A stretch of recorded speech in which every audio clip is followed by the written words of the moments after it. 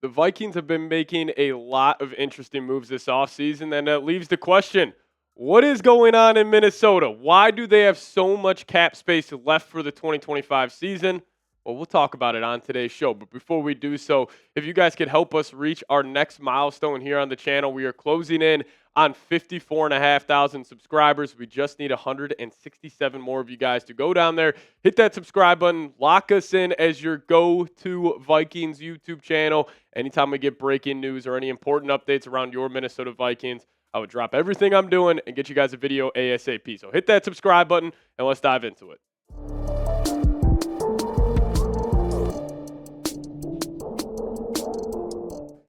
So what is going on in Minnesota? Now, a lot of Vikings fans on Twitter in the YouTube comment section are just wondering why the Vikings have $35.9 million still to spend here in 2025. Now, this number, it floats around from very different websites where, Spotrac has it around 30 million, Over the Cap has it around 33, but they also haven't incorporated the Garrett Bradbury cut yet or the Jeff Okudah signing this morning. But the Vikings did let go of Garrett Bradbury yesterday. And what was so interesting is that they designated this as a post-June 1 cut. All the reports, all of the indication were suggesting that Garrett Bradbury would be a pre-June 1st cut just because the Vikings would just take on all of the dead cap in 2025. But they wanted to split it up and open up more cap savings for the 2025 season, which opened up $5.25 million. And I just think it is very interesting. The way the Vikings are setting up their cap is suggesting they believe 2025 is a year the Vikings can win the Super Bowl. And I fully believe that they believe that the start of their Super Bowl window with J.J. McCarthy on his rookie contract is for this season and the next 5, and you really try to take advantage of it. But what could be the next move that the Vikings could be making? So we're going to go through 4 possible different scenarios on why the Vikings are keeping up their cap space so high right now, still at around $35 million. So what move is coming? We're going to start off with just talking about an in-season trade. And this is something that Kwesi has done every season that he has been with the Minnesota Vikings. He came away with a big-time in-season trade. And the one that is most famous for us Vikings fans is the deal with TJ Hockenson heading to the Minnesota Vikings, where the Vikes gave up a 2nd and 3rd round pick. Now, they also got a 4th attached to that, but you gave up 2 premium picks for TJ Hockenson. Now, you may be saying, what does having extra cap space have to do with an in-season trade? Well, if you're going to trade for a big-time player, you're going to have to take on his salary, and having more cap space allows the Vikings to do so. So maybe they're creating all this extra cap space in 2025 where it's like, hey, if we hit the ground running next season and we're, 7-1, 6-2, and we want to go make that next move, we have the cap space to do so. And also, could they trade for Cam Akers again? I think it's unlikely, but in back-to-back seasons, the Vikings have traded for Cam Akers, which is absolutely hilarious in the first place. So maybe he could be returning to the Vikings in season, but it could be also for another running back. Maybe it's a wide receiver 3 that is on a team that is, having a bad season. They want to get out of there, and the Vikings are like, hey, we could go get that guy. Because after this year, the Vikings are pretty much in control of all of their draft picks in 26, 27, and 28, which they can all trade those to go land a big-time player potentially in season. But what about a trade that maybe could happen before the year? Now, we saw the Twitter rumors during free agency. It just started off one Twitter account tweeting out that the Vikings are the favorites to trade for Sauce Gardner. Didn't have any real legs to it. Not necessarily, but it actually forced Sauce to quote tweet the Score North guys, pretty much just saying, oh, I didn't know you guys were for real about trading for me. And I thought that was pretty interesting there. But how could the Vikings trade for Sauce Gardner? So we have 2 trade packages. Number 1, just picks. It's the Vikings giving up their 2025 first-round pick number 24, and 2026 second-round pick to land Sauce Gardner. Now, would the Jets be open to doing this? I think they would probably want a player back on top of draft capital, so that's why we get the trade idea. Number 2 here, Vikings still getting Sauce Gardner, but you would be attaching Jordan Addison, a 2026 second-round pick, and a 2026 fifth-round pick.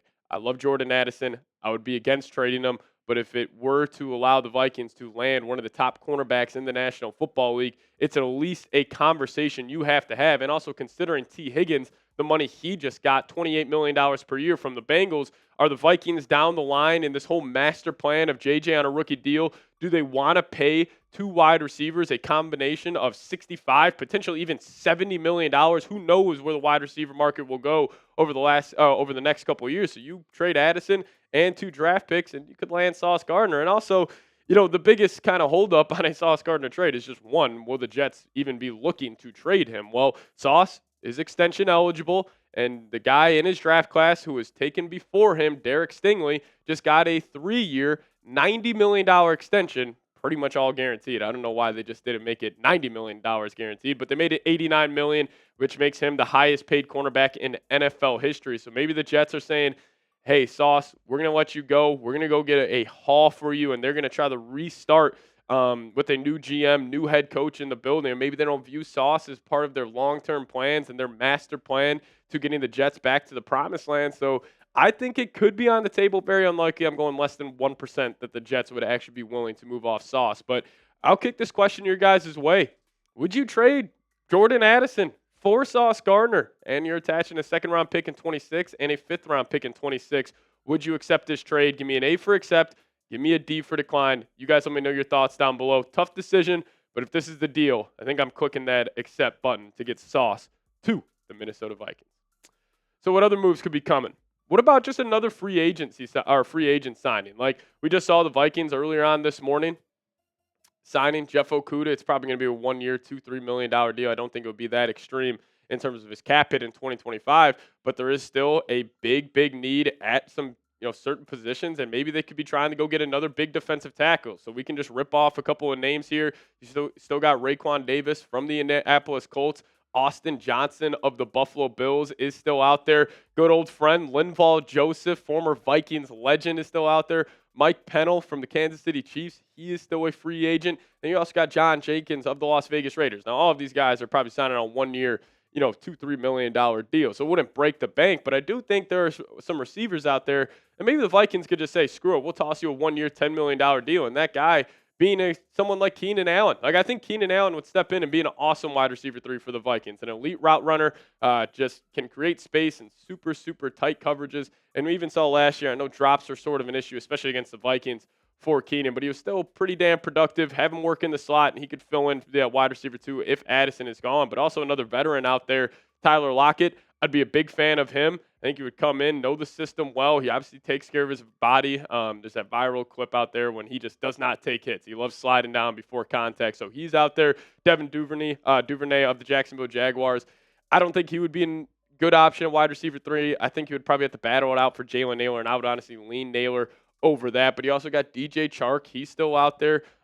Was formerly with the Detroit Lions, and also a guy like Elijah Moore. He's got a lot of untapped potential, and maybe Kevin O'Connell and Keenan Cardell could be like, hey, I could get the most out of him. He could potentially be an elite wide receiver 3 for this team. But I think in the end, and my answer to what I kind of presented at the top of today's show of what's going on in Minnesota, I just think it's flexibility for the 2025 season. Like, I don't think Kwesi has any big in-season trade in mind, any, big free agent signing. And I hope it's not for that former Green Bay Packer and New York Jet quarterback. I will say that. But I think it's just to have flexibility. And, why is that? Because you never know what is going to happen in the NFL world. And the Vikings just could want the flexibility to make a good move. Like, I could see us rolling into the regular season with still $30+ million to spend. You also still got to pay your draft class as well. So I could see the Vikings being like, hey, if there's a star player that demands out, we just want to have the flexibility where if we can go trade for him,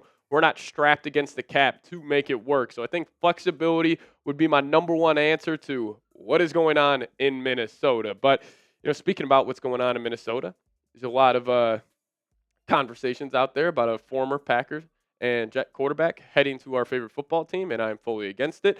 So if you guys want to go support the real QB1, J.J. McCarthy, and go get his jersey today, head down to this link, chatsports.com/Vikings jersey, and pick up your J.J. McCarthy jersey today. Also, if you guys made it to the end of today's show, just hit me with a skull down below in the comment section. I really appreciate all of you guys for tuning in and supporting the channel. You guys are the best fans in the world. I mean that from the bottom of my heart.